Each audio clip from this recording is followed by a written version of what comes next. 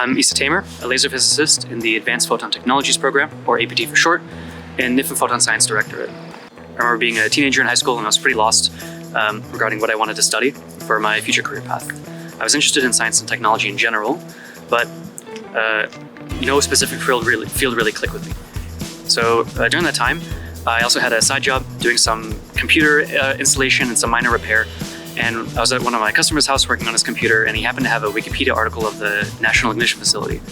So when I went home later that evening, I read the article and I was completely blown away that you can make laser systems so powerful for fusion ignition experiments. So from there, I immediately decided that's what I want to do. I want to be a scientist working in a laboratory that develops high-power laser systems. At APT, we design and build state-of-the-art high-peak power lasers with a focus on operating them efficiently and at high shot rates.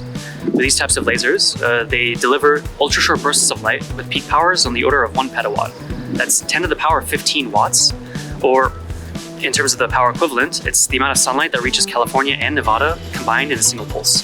So you can do some pretty cool things with these laser systems, such as accelerating charged particles in a plasma to nearly the speed of light, or potentially, in the future, driving inertial fusion energy systems. Advancements in physics specifically, they really accelerate technology development, and this has a huge impact on our daily lives. LLNL has consistently defined the state-of-the-art in the field that I'm in, which is laser physics. So they made the first petawatt laser. There's the construction, of course, of the NIF facility.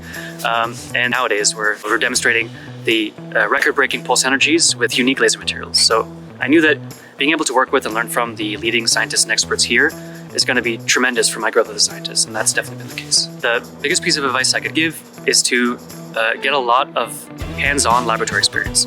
As a scientist, you're going to come across many challenging and exciting problems that your university textbooks or even high school textbooks, they're definitely not going to be able to prepare you for them by themselves. And so having that experience and intuition that you gain from working on various projects is going to be extremely valuable.